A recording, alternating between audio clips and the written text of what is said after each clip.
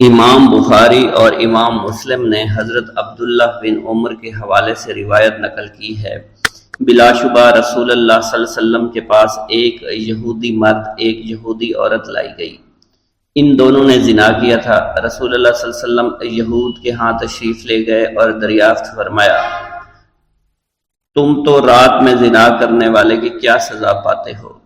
انہوں نے کہا، ہم ان دونوں کے چہرے سیاہ کر کے مخالف سمتوں میں ان کے چہرے کر کے سواری پر بٹھا کر گلی محلوں میں گھماتے ہیں۔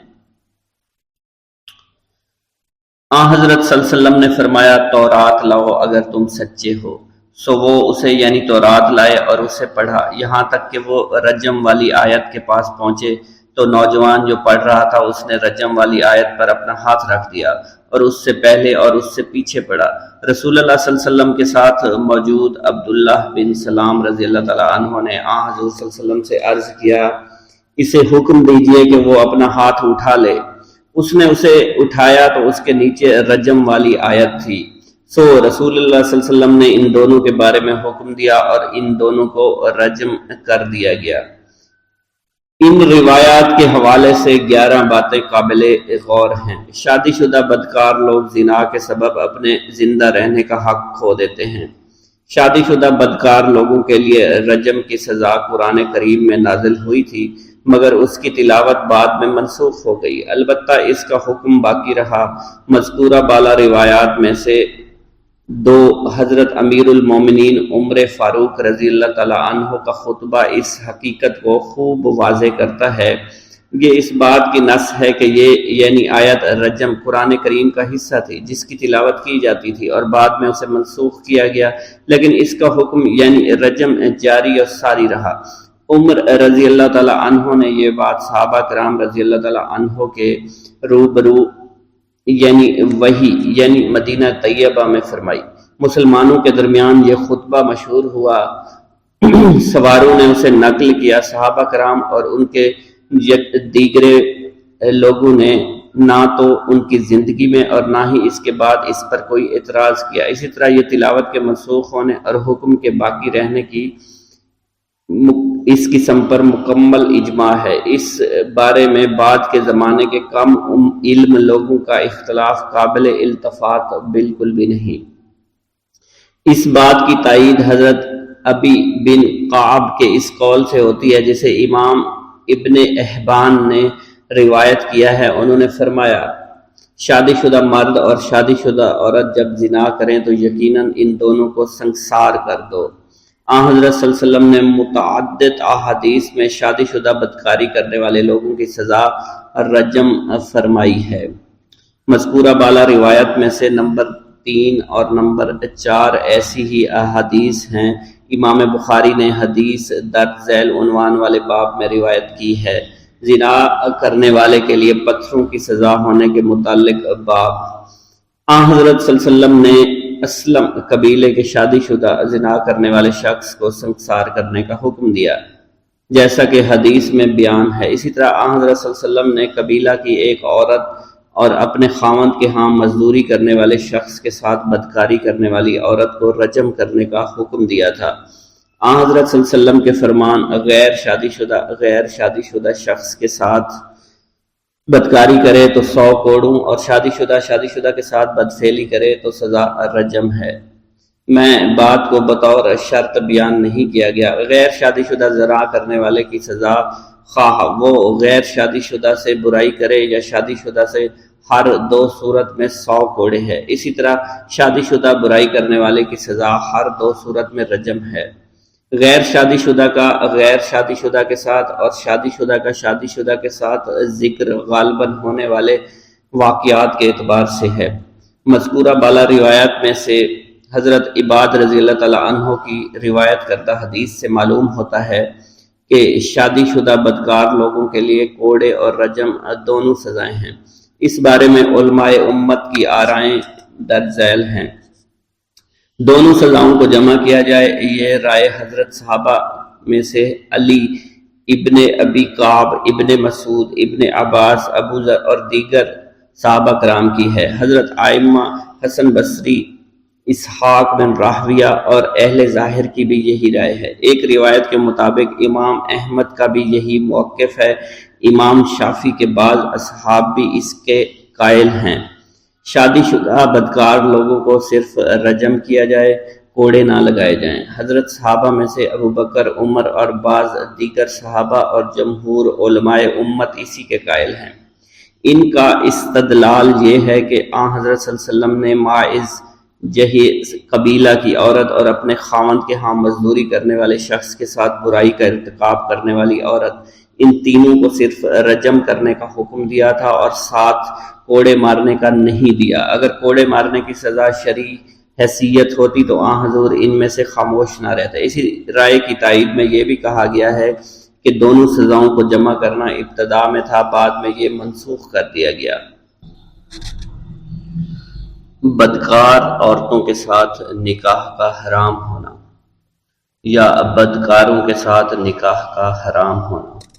اللہ کریم نے فرمایا، بدکار مرد نکاح نہیں کرتا مگر بدکار عورت سے یا کسی شرک کرنے والی عورت سے، اور بدکار عورت سے نکاح نہیں کرتا مگر زانی یا مشرک، اور اسے یعنی بدکار لوگوں سے نکاح اہل ایمان پر حرام قرار دیا گیا ہے۔ بدکار مردوں اور عورتوں کا جرم کس قدر سنگین ہے، اس پر اللہ تعالیٰ کی ناراضگی اور غضب کس قدر شدید ہے کہ اہل ایمان سے ان کے تعلق توڑنے کا حکم دیا گیا ہے۔ کسی ایمان والے کو انہیں رشتہ دینے یا ان سے لینے کی اجازت بالکل بھی نہیں ہے۔ اس بات کو اچھی طرح سمجھنے کی غرض سے علماء امت کی تحریریں ملاحظہ فرمائیے۔ اپنی عزیزہ کا فاسق سے نکاح کرنے والے شخص کے متعلق امام شافعی نے فرمایا، جس شخص نے اپنی عزیزہ کا نکاح فاسق شخص سے کیا تو اس نے اس سے قطع رحمی کی۔ ایسے نکاح کی شرعی حیثیت کے متعلق امام احمد فرماتے ہیں، پاک باز مرد کا زانیہ سے جب تک وہ زانیہ رہے نکاح منعقد نہیں ہوتا، یہاں تک کہ وہ توبہ کر لے۔ وہ توبہ کر لے تو نکاح کا انعقاد درست ہوگا، وگرنہ نہیں۔ اسی طرح پاک دامن آزاد خاتون کا فاجر بدکار آدمی سے اس کے صحیح توبہ کرنے تک نکاح درست بالکل بھی نہیں ہے۔ امام احمد کے اصحاب میں سے فقہا اور ان کے علاوہ دیگر فقہا نے زانیہ کے ساتھ نکاح کی حرمت کے متعلق گفتگو کی ہے۔ اس سلسلے میں سلف صالحین نے بھی گفتگو فرمائی ہے۔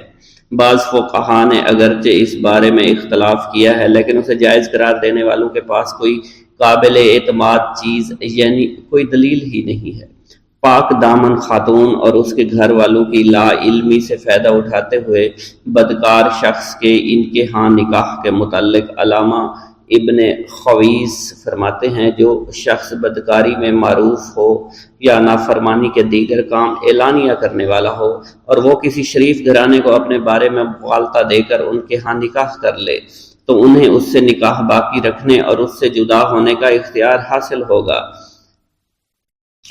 اس آیت سے مقصود ایمان والے مردوں اور عورتوں کو بدکار لوگوں سے نکاح سے نفرت دلانا ہے تاکہ وہ بے حیائی سے باز رہیں۔ اسی طرح زنا اور شرک کو ملا کر بیان کیا گیا ہے۔ اسی بنا پر امام مالک نے بے حیائی میں مشہور لوگوں کے ساتھ رشتے ناطے کو ناپسند فرمایا ہے۔ ان کے بعد اصحاب نے بیان کیا ہے کہ مالکی مذہب میں عورت اور اس کے اولیاء کو فاسق کے ساتھ کیے ہوئے نکاح کو فسخ کرنے کا اختیار حاصل ہے، یعنی مومن پر حرام ہے کہ وہ زانیہ سے زانیہ ہونے کی حالت میں نکاح کرے، اور ایمان والی عورت پر زانی سے زانی ہونے کی حالت میں نکاح کرنا حرام ہے، کیونکہ ایسا کرنے میں بے حیائی کا پھیلاؤ ہے۔ یہ بری کرتوت ہے جو ارتکاب کرنے والے کو اہل اسلام کی جماعت سے الگ کر دیتی ہے اور ان کے ساتھ باہمی تعلقات منقطع کر دیتی ہے۔ صرف یہ معاشرتی سزا ہی کوڑوں کی سزا کی طرح دردناک یا اس سے بھی زیادہ اذیت ناک ہے۔ شیخ سعدی نے قلم بند فرمایا ہے، یہ زنا کی کمینگی اور گھٹیا پن کا بیان ہے۔ یہ بدکاری کرنے والے اس کے ساتھ اور اس کے ساتھ میل جول رکھنے والوں کے دامن کو داغدار کر دیتا ہے۔ یہ زنا کا وہ اثر ہے جو باقی گناہوں کا نہیں ہوتا۔ زنا ایسی گندی چیز ہے کہ اس سے انسان کی طبیعت کا مزاج ہی بگڑ جاتا ہے۔ اس کی رغبت بری چیزوں کی طرف ہو جاتی ہے۔ ایسے آدمی کی طرف رغبت بھی کسی ایسے خبیث النفس کی ہو سکتی ہے جس کا اخلاقی مزاج بگڑ چکا ہو۔ زنا کے بدکاروں پر سنگین اثرات کو آشکار کرنے والی ایک بات یہ ہے کہ اہل کتاب کی پاک دامن عورتوں سے اس کے کفر و شرک کے باوجود نکاح کرنے کی اجازت ہے، لیکن مسلمانوں میں سے کسی بدکار عورت اور اسی طرح بدکار مرد سے نکاح کرنا حرام ہے۔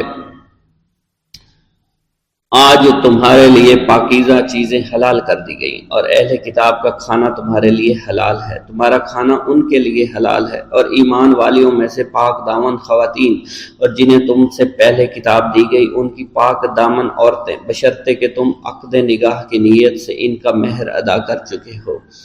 اعلانیہ زنا یا پوشیدہ طور پر آشنائی کی نیت نہ ہو۔ اس آیت شریفہ میں اللہ تعالیٰ نے اہل ایمان اور اہل کتاب کی خواتین کے ساتھ نکاح کی اجازت کو ان کے محسنات ہونے کے ساتھ مشروط فرمایا ہے۔ علاوہ ازیں نکاح کرنے والے مردوں کے بارے میں بھی یہ فرما کر یہ شرط عائد کر دی کہ وہ زانی نہ ہوں، اور اس سلسلے میں ذیل میں وہ مفسرین کے اقوال بھی آپ ملاحظہ فرما لیں۔